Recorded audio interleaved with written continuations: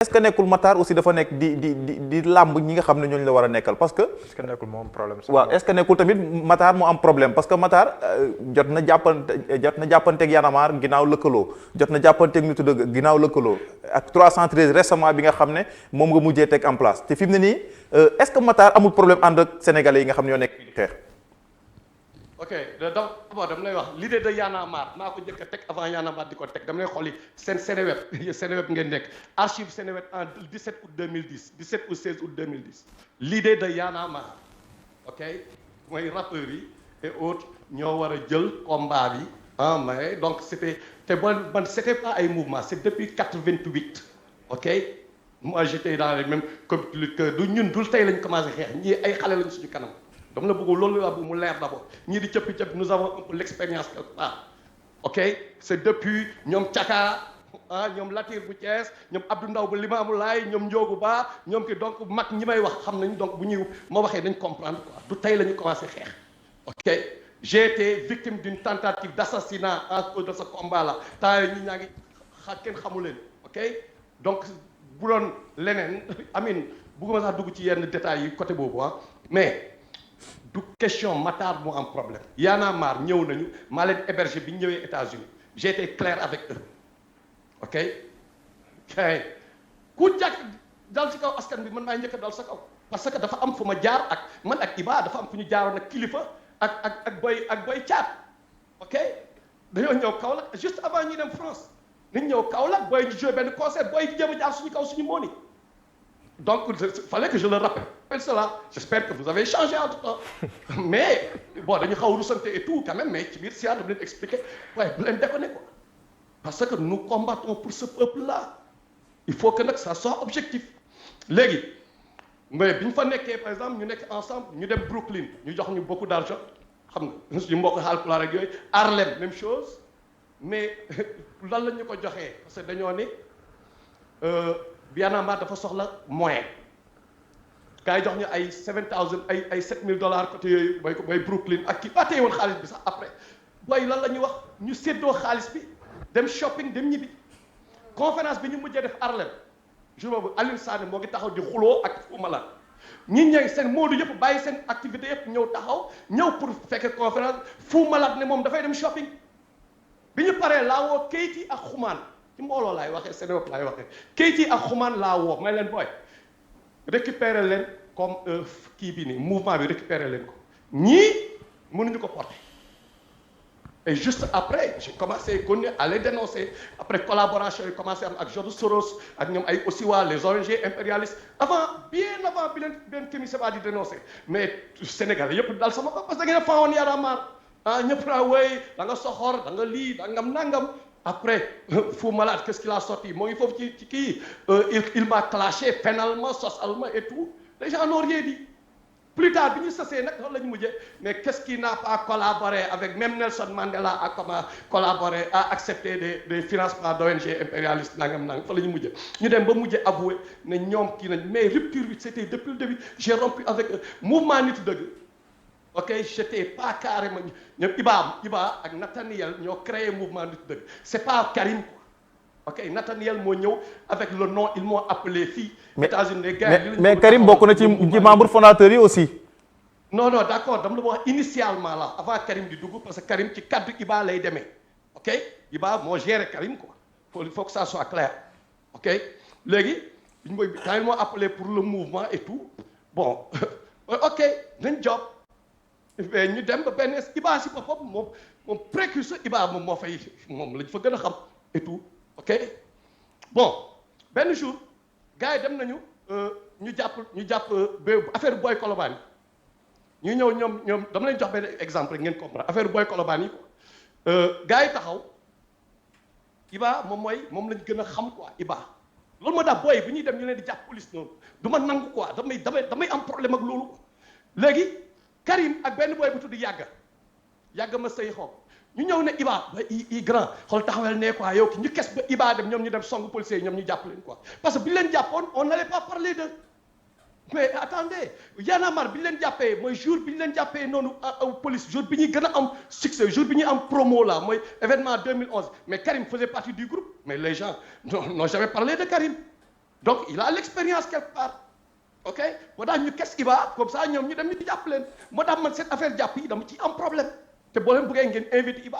anyway loolu c'est pas xam nga you know yeneen affaire la quoi anyway c'est pas ça man ça m'intéresse même pas trop quoi mais c'est juste parce que vous avez parlé que way dama nekk fii nekk fële you know say beneen bi mooy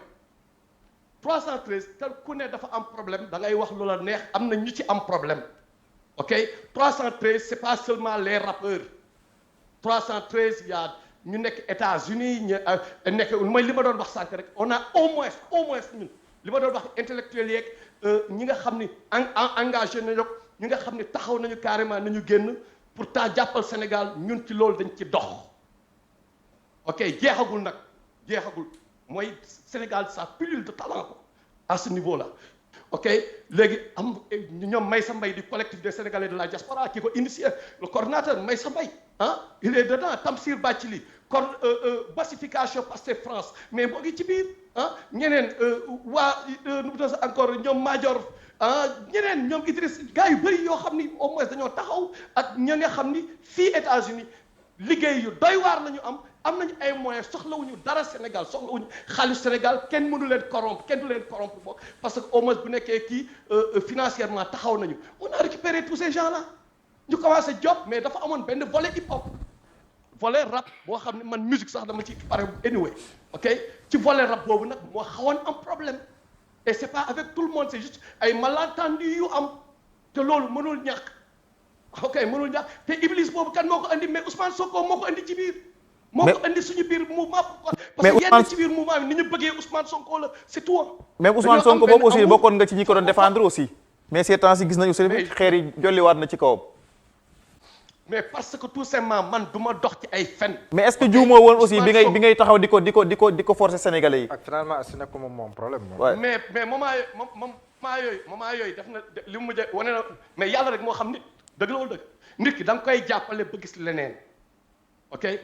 da nga koy jàppale ba mu won la ni mérité wul sa ndimbal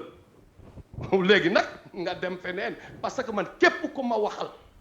lu leer laa lay wax saa waay dama lay jàppale tey pour Sénégal bés boo trahiré Sénégalais maay nekk sa premier ennemi. il a trahi les Sénégalais. mais bien sûr ce li mu def nii c'est de la mais espoir bi ñi amoon ci Ousmane Sonko ak fi mu mujjee nii lii du trahison mais peut-être yéen du trahison ci yéen mais man trahison la ci man parce que au moins benn espoir la bu ñu tegoon ci waa ji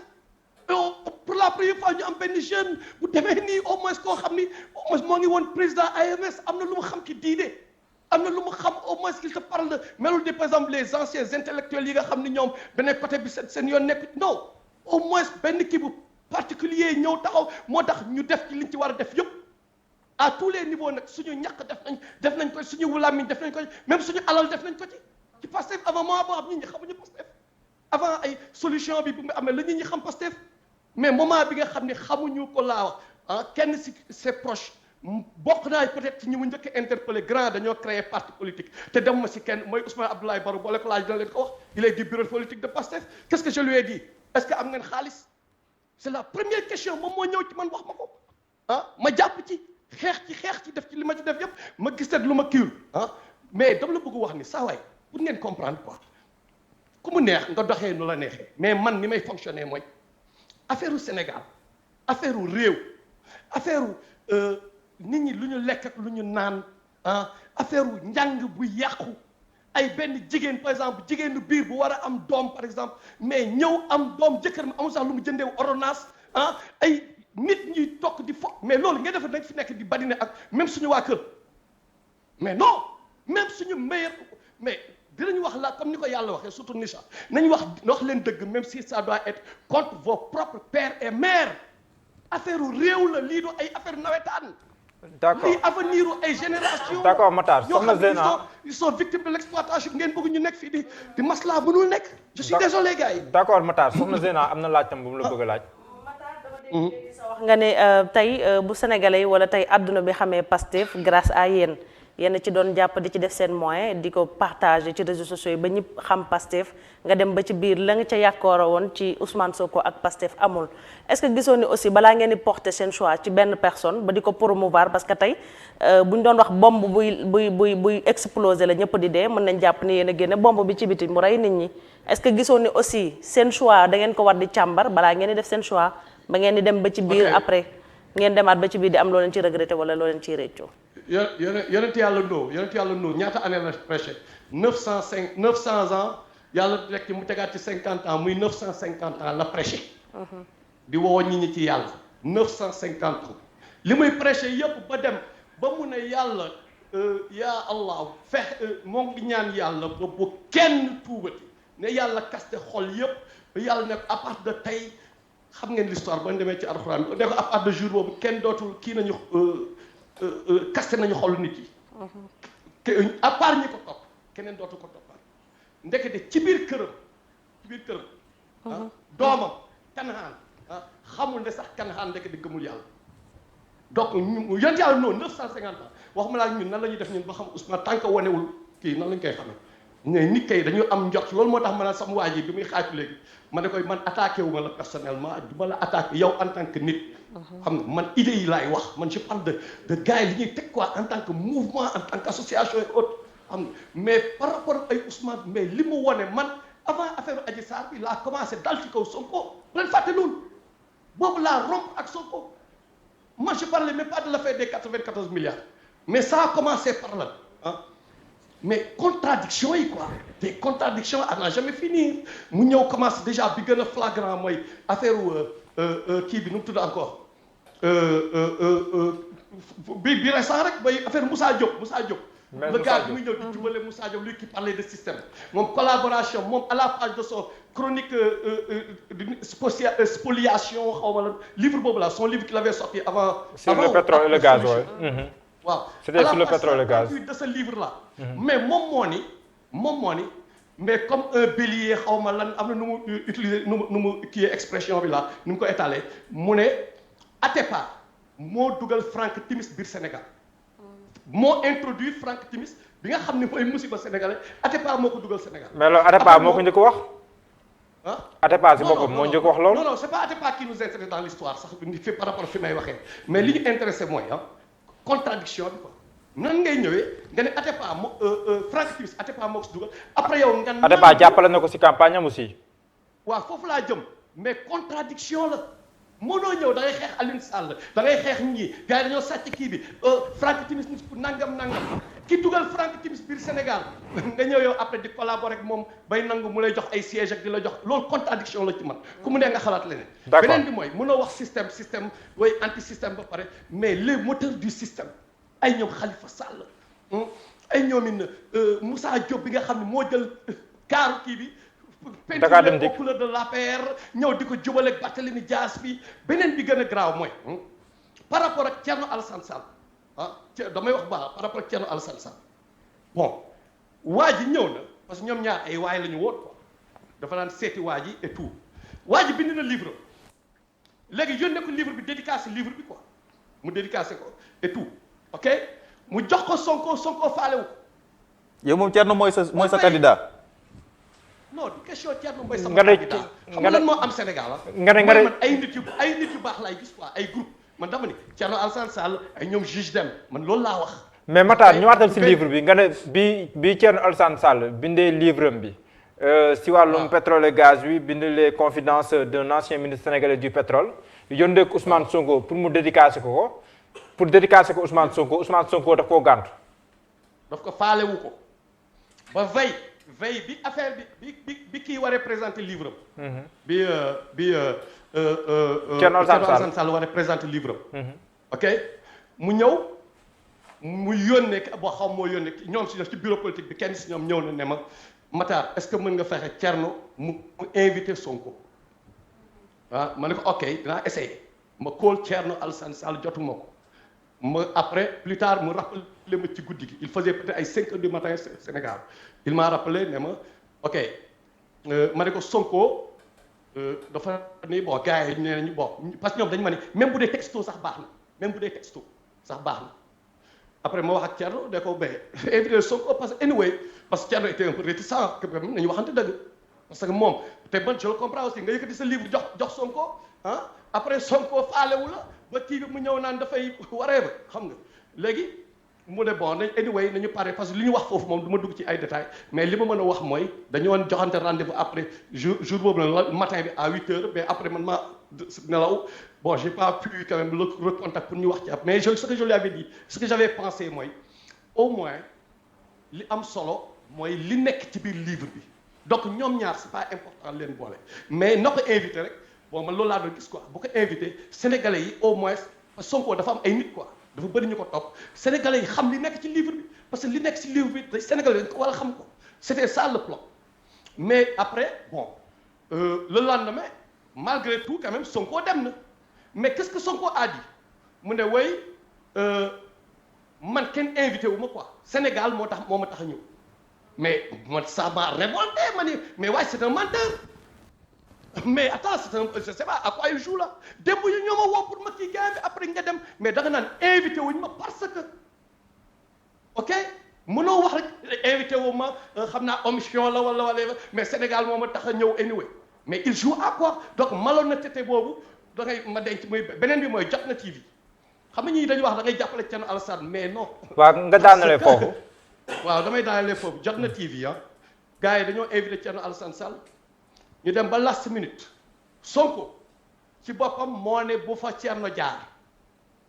mbar wax ji ñëw wiiri ba ñëw ci man. waaw kon loolu yëpp xew na seen diggante ñoom ñaar. waaw déglu ma rek xaaral parce que moom mooy def loolu parce que gars yi naa la wax la mooy indi loolu yëpp quoi. mu wax li indi loolu yëpp xam li ma la léegi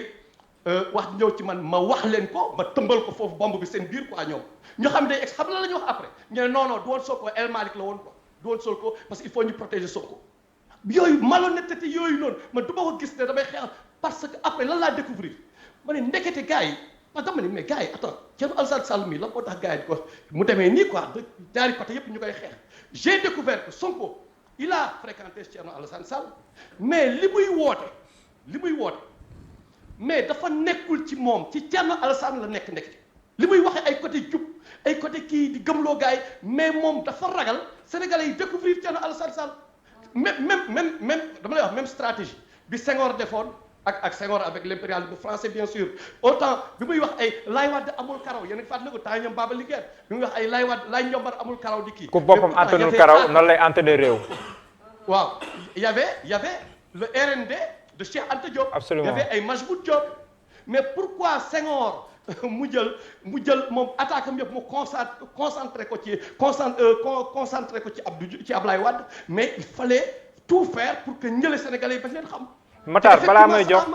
Matar parce que il faut que ñu ñëwaat aussi si Mansour Mboup ba pare soxna mitaatam war na laaj benn laaj oustaz moom boobu ba léegi naal kii mais oustaz naal jox 5 minutes après donc Matar kon ndax mën nañ jàpp ne kon looloo tax gis nañ ne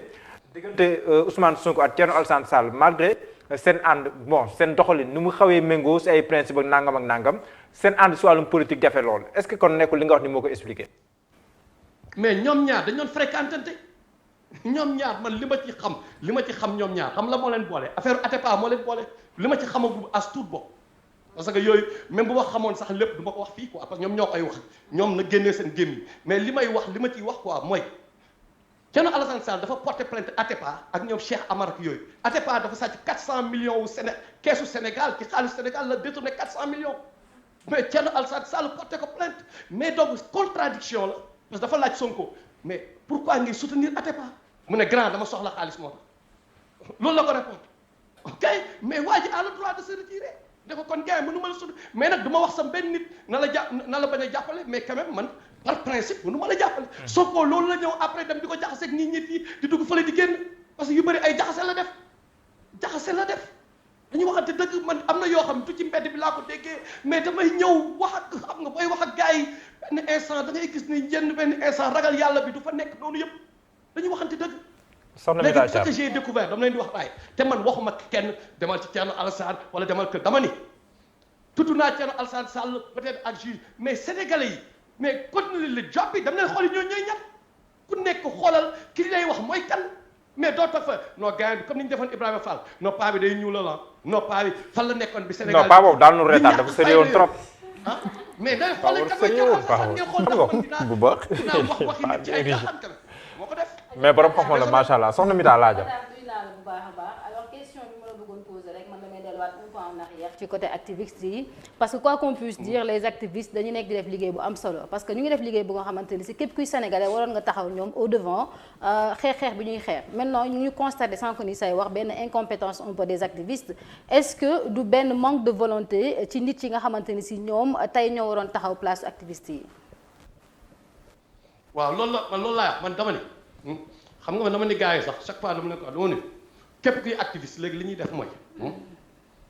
ñu xool yow ci lan ngay yëngu ci looy yëngu est-ce que am nga profession lan mooy sa gagne-pain est-ce que jàng nga daara am nga diplôme ci daara bi wala jàng nga français quoi am nga diplôme fenn ci école yi quoi ok bu loolu yëpp boo ko amul mais dama ni yow assemblée nationale ngay jéem a dem live bi dafa metti ci yow nga siy jéem a génn